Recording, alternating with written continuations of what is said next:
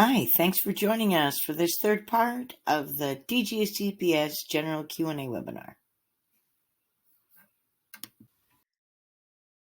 I know you said, I saw from a bio on your website that you worked in the 80s in Toronto doing big theater productions, and since then you've been music, sort of music promotion.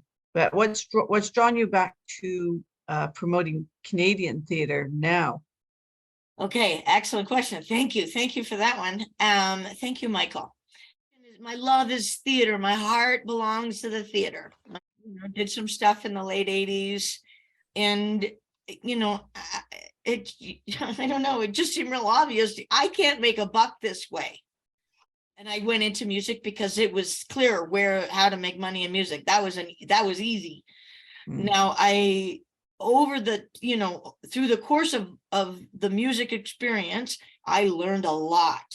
And when I came back to Canada, I wrote a play. And, after I wrote the play, I was like, now what do I do with it? And I was like, I'm back here again. I'm back in the same place I was. And I'm like, no, I'm not back in the same place I was 30, 40 years ago. I'm in a much smarter, wiser place. And now I know how to do this. And I want to share that with my Canadian colleagues in the theater. My dastardly plan is to make more theater happen. Right. And again, this is, I'm a bit biased, but I think theater solves all our problems. It's time for some new stuff too. I mean, I'm sick of Calgary theater putting on the same stuff every year. Like, hello, do we not have more than 5 writers in this country? My God. I know. Let's grow. It's sad. The writers that are getting staged, we're happy for them. We don't want to take their work away. We want more stagings. Exactly. To solve this problem. There should be more. Yes, more. Make the pie bigger. That's all there is to it. Yeah. And it's not, it's not an impossible task, but there are, attitudes that we need to adopt as theater professionals. One is, for one thing, we're not competing with cinema. It's a completely different art form. We trade professionals all the time, but the two art forms are different. And the audience doesn't know that. We know that, but the audience doesn't know that. And, pretty much everybody can identify with what that feeling is when you go to a concert. They go, yeah, there's nothing like going to a concert. The album's great, but there's nothing like going to the concert. Well, geez, you know what? Movies are great, but there's nothing like going to the theater. That's true. We got to sell that. Right? And I think, I can see your, and I understand your motivation. So, and there's very few ways to get your play out. Like, you can put it in a competition, or you could try to go into a fringe. That's sort of a pathway. But this is a whole. I mean, I'm curious now. Like, would theater directors come to your showcase? You would think they would. Like Lunchbox Theater from Calgary, would they turn up? Of course, like the decision makers want to be there, because it gives them an opportunity to see what else, like breathe in some fresh air without having to go into the slush pile. They still get to avoid the slush pile, right? Which everybody hates. Nobody wants to get near it because it's so, you can imagine what that's like. Mm-hmm. You know what I mean? You're looking at this big, huge pond. You're going, there's got to be a gem in there, but like, I have to read how much, what, to get to it? No, just show me. It's so convenient. They get together and, chat with each other. They brought, like these people, they're all in the same circle. They all, you know what I mean? They, they get to meet up and have some fun, and they definitely want to come. This is great for them. Especially if the theater is sending you. Can other people who maybe hear about this, who maybe want to be speakers at your event, can they still get a hold of you and get on the list?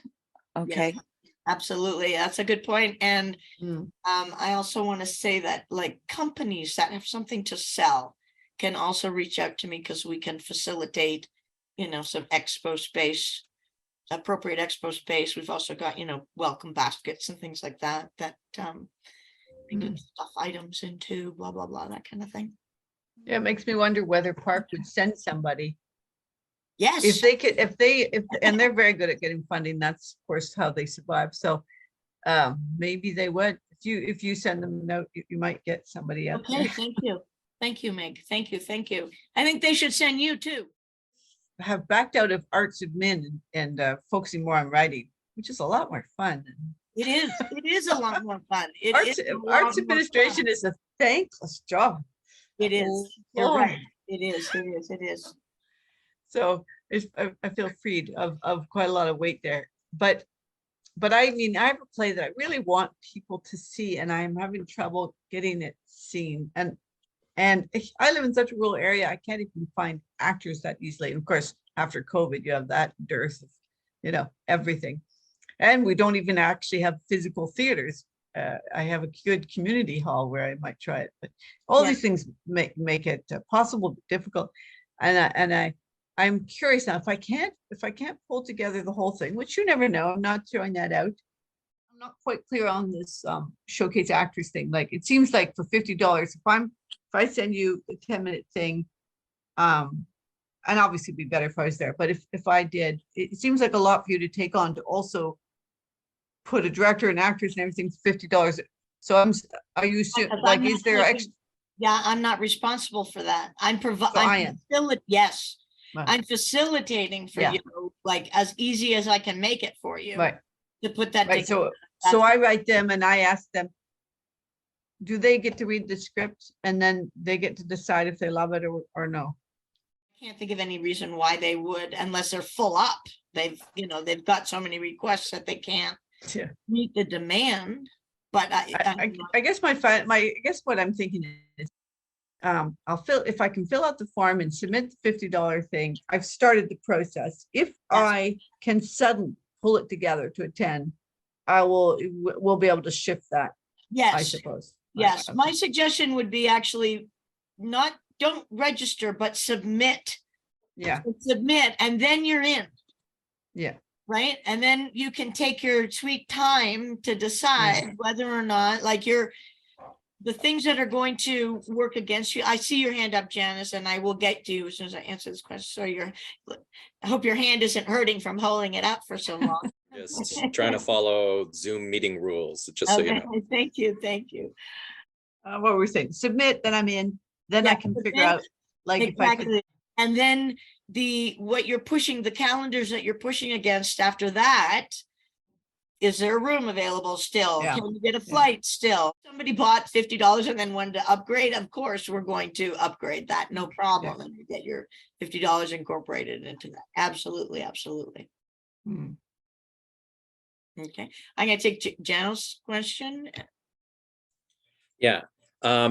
So I was just as an offer suggestion of some of the things that you might, if you're looking to add things to the program, there was a program the Business Arts was doing. It's a program which tries to unite business and arts together to cooperate on various joint ventures, and they had been putting up some webinars about theater and post and during pandemic time of what is the landscape of that. So that might be something to kind of look into, is what is the landscape going to be for artists, for those of us who are creating and performing and everything else in a different world, because in some cases going back to the way things were, or back to the old normal, is not going to be the same. There are going to be different shows that people are looking at and looking into, and so there might be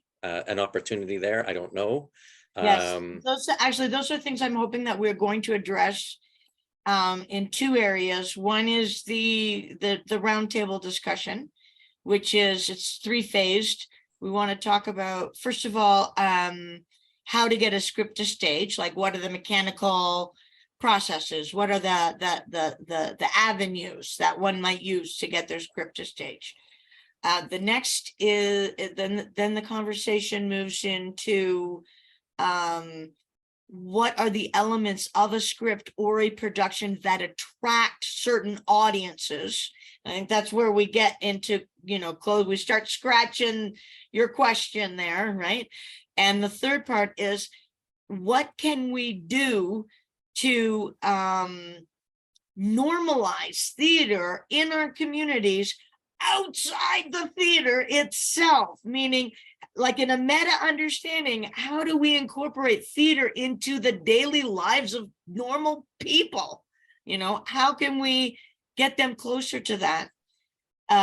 Which I think also gets closer to answering your question. And then the industry focus this year is theater for, or, how do we, it's not theater for, but how do we approach the challenge of making theater accessible to groups that we've kind of written off before, right? Up until this point, we've written off these groups, and those are hard of hearing or deaf, right? And people who don't speak the language, right? Now, how can we address that? If you're doing an opera or a ballet, this isn't a problem, right? If you know what I mean, they have ways around that. You can go to an opera and not speak the language and still enjoy yourself. In fact, this is the only continent on the planet where the songs must be in English for people to listen to them. Everywhere else, it doesn't matter. And they'll listen to any old language, right? I think it's funny that we've got Celine Dion, okay, who is a wonderful singer who sings in French and English. In English Canada, you never hear her sing in French, ever. Yeah, it's silly, isn't it? Right? We don't, Simple Plan. They're also a great band. They sing in English and French. We never hear French on the English stations ever. Why not? I don't get it. Yeah. Right? True. Like all this normal, like, oh, we have to normalize French. We have to well, give it to us then. It seems that this conference thing is more alive, as opposed to, I mean, you need your regimented structure of, okay, you got 15 minutes and 2 of those minutes are getting on and off the stage. Yep. But within that, there's still like, okay, let's try to make this flexible and build this around the participants. Yes. While you were talking, one of the things that popped into my head, and let's see if I don't lose my train of thought, that happened with it was, are there going to be some additional programming on other alternatives for people who are creating writing and everything, of how to get your submissions out there, how to broaden the base, how to like here's how to apply for grants, here's how to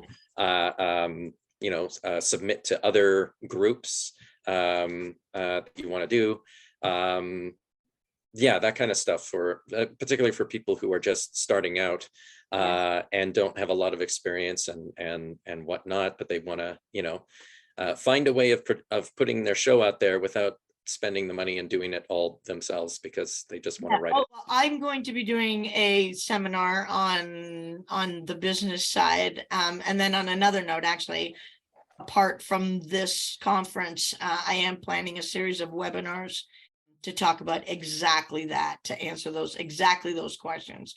But definitely, I hope we get to talk about it quite a bit during the conference. I hope that that's the casual conversation, over lunch, is, here, let me, because, that's the idea. We've got emerging and mid-career and established, right? And this is the opportunity for the established to, okay, guys, this is how it works, right?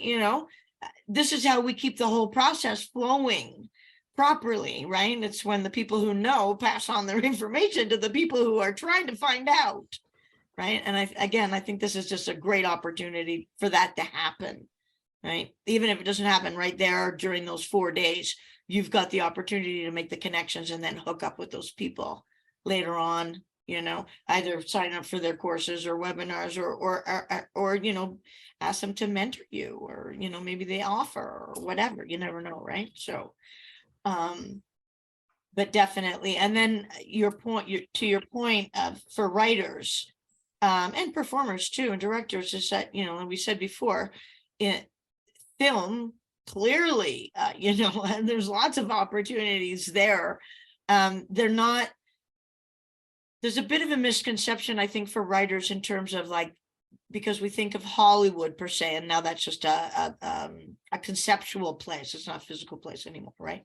But the conceptual place of Hollywood as being, you know, there's so much going on there. They've got to take my stuff, right? Like there's a big demand. So there must be somebody who wants my stuff, right? And that's true to a certain degree. That's certainly true, actually. You know, they're starving for writers, actually, good content. They're starving for it, right? You sell your script for 30,000, you know, if you're lucky, and then that's it. That's all you get. It's gone. She gone. You got to make another, you got to write a number of those a year, clearly, in order to make a decent living, right? Like something that you can support your family on in a good neighborhood, blah, blah, blah, blah, blah, right? So now the stage, on the other hand, right, provides, in my own opinion, way more possibilities for the writer to make a better living, and especially off residual income. Because once you get, if your play is staged, doesn't matter where it's staged, doesn't matter if it's a high school group, it doesn't matter if it's a community theater, it doesn't matter if it's Broadway, you're still getting royalties, right? So, you know, and here's the thing, is that I was going to say this earlier, I forgot, was that one of the mistakes I believe we made in the Canadian theater community somewhere around mid-century, last millennium, was we decided that it was necessary for some reason to look down our noses at community theater. And that was a very, very, very dangerous position to take, because community theater is the farm team. Yeah, for sure. Right. And in community theater, you know, yay, every once in a while, it squeezes out a star, right? Either as a writer or a performer, director, designer, whatever, right? But more importantly, for the theater community at large, it creates ticket buyers. And that is the thing that we need, playwrights need, in order to survive and, you know, feed our families and, you know, et cetera, Yeah. et cetera. Yeah. Right. Yeah, a friend of mine has a play opening, opened last night, sold out 4 nights in a row. We have a small town, but very active theater company, very active theater people, and it's really it's great. She wrote the play. We know all the actors, but they're very open to anybody, like putting on a play. It's wonderful. Thanks for joining us. We hope to see you in part 4.